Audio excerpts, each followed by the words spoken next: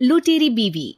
नीता का परिवार उसकी शादी कराना चाहता है, पर नीता को अपने बॉयफ्रेंड से ही शादी करनी होती है, जिसके लिए परिवार तैयार नहीं होता। इन्हीं सब उलझनों के बीच नीता के पापा उसकी मर्जी के खिलाफ राघव और नीता की शादी करा देते हैं। शादी तो तुसी मेरी करा दिता, हुण मैं भी देख दिया ए परिवार खुश किवें रहिंदा है। अपने गुस्से के चलते नीता शादी के अगले ही दिन से परिवार में सबको उल्टे जवाब देना, किसी की कोई बात ना सुनना और अपने मन मुताबिक रहना शुरू कर देती है, जिससे घर में सबको दिक्कत होती है, लेकिन नीता को कोई कुछ नहीं बोलता। एक दिन सास नीता के पास आती है। बहू की गल, तुसी किवें नाल या किसी गल से नाराज हो? तुहानू मेरी फिक्र करन दी कोई लोड़ नहीं, मैं ठीक हाँ। ऐसा बोल नीता वहां से चली जाती है, पर सास की बात उसके मन में रह जाती है। शादी के अगले दिन से ही मैं सब दे नाल किन्ना औखा बिहेव किता, फिर भी आ मेरे तो इन्ने प्यार नाल गल किवें कर सकदी आ। मानू नफरत करनी नहीं आउंदी, ऐस करके वो सोचती आ कि एक ना एक दिन तुम्हारा गुस्सा भी खत्म हो जाऊगा। यह कदे नहीं हो सकता। इससे पहले राघव कुछ बोलता, नीता का मोबाइल बजने लगता है, जिस पर राघव वहां से चला जाता है और नीता फोन पर बात करने लगती है। जिसके बाद अगले दिन से नीता की जैसे ही आत्मा बदल गई हो, वो बिना किसी के बोले घर के सारे काम कर देती है। उसकी ऐसी काया पलट देख राघव और उसकी माँ हैरान रह जाते हैं। बहू तबियत शबियत ठीक सी?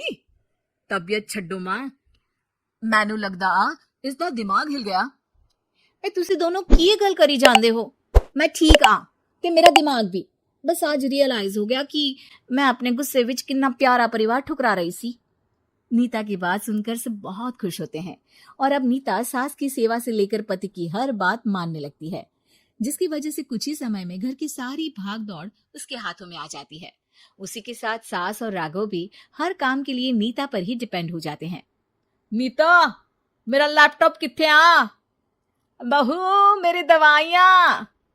अब नीता अच्छी पत्नी और सर्वगुण संपन्न बहू बन गई होती है और इसी तरह विश्वास जीतते हुए एक दिन तिजोरी की चाबियां भी उसके हाथ में आ जाती है। ऐ हुई ना गल, हुन आएगा जिंदगी विच स्वाद। तिजोरी की चाबियां हाथ में आती ही नीता एक रात सास और पति के सोते ही सारे गहने और कैश लेकर घर छोड़ अपने बॉयफ्रेंड के पास चली जाती है। रवि मैं आ गई, अब सानू कोई अलग नहीं कर सकता। ते देख मैं सारी ज्वेलरी ते कैश भी साथ ले आई। नीता की ये बात सुनकर रवि खुश हो जाता है और वो दोनों साथ रहने लगते हैं, जिसमें नीता पूरा समय काम करती है तो रवि उसके लाए पैसों पर ऐश करता रहता है। मैं तेरे तो प्यार कर दिया ता करके ससुराल छड़ाई, और एक तू आ जो पैसों दे आगे कुछ भी नहीं देखदा। ओ महारानी अपने काम तो काम रख, मेरे ते जुबान लड़ान दी जरूरत नहीं, वरना इस घर तो बाहर कर देना है। ऐ मेरा घरा तेरा ससुराल नहीं, जीवे मन किया रहली इथे रहन लाई, हाथ चला जुबान नहीं।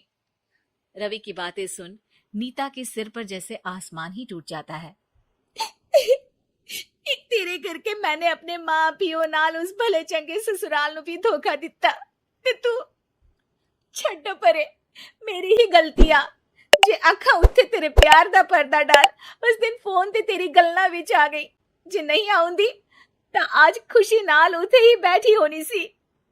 ए भाषण उन्ना दियो जिससे इसका फर्क पड़े, मेरे कॉल नौटंकी नहीं। रवि वहां से चला जाता है और नीता रोती पछताती वहीं बैठ जाती है। हाय रब्बा, ए मैं की कर दिता, इस घर विच भी वापस नहीं जा सकती। एक ता घर छोड़ा नाल चोरी भी की, कोई मेहणु माफ नहीं करूंगा। घर कैसे वापस जाए इसी डर से नीता रवि का घर छोड़ नहीं सकती। इसी तरह दिन बीतते हैं और उन्हीं के साथ हालात बद से बदतर होते जाते हैं। अब रवि पैसों और अपनी मनमानी के लिए नीता के साथ मारपीट भी शुरू कर देता है, जिससे परेशान होकर एक दिन नीता उसे छोड़ अपने ससुराल वापस आ जाती है, जिसे वहां देख राघव गुस्से से लाल हो जाता है। हुन इथे की लेना या? हमारी जिंदगी के साथ घर ता तो पहले ही बर्बाद कर गई सी।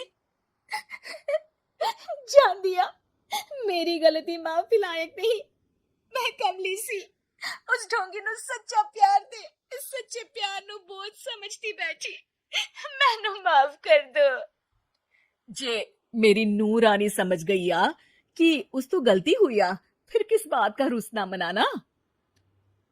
केड़ी नू रानी, रानी बोलन जोगा इसने केड़े झंडे गाड़ दिए, मां याद कर। तेरे घर विच चोरी कर बहू ते पत्नी सब रिश्ते तोड़ भाग गई सी। और फिर की मानता रहिया, गलती हो गई सी, एक गलती ता रब भी माफ कर देता। ते तू और मैं ता सिर्फ इंसान ही आ, माफ कर दे। मैं बोल रही आ, ये दोबारा कदी कोई गलती नहीं करेगी। इसदा नहीं ता मेरा ही भरोसा कर ले। ठीक आ, जिवे तुहानू ठीक लगे, पर इसे बोल दे मेरे कोलो कोई उम्मीद ना रखे। तुसी जीवे कहोगे। अब सास हर रोज राघव को मनाने की कोई ना कोई नई तिकड़म बताकर नीता को उसके पास भेजती रहती है, जिससे कुछ समय बाद नीता का पछतावा और कोशिशें देखकर राघव भी उसे माफ कर देता।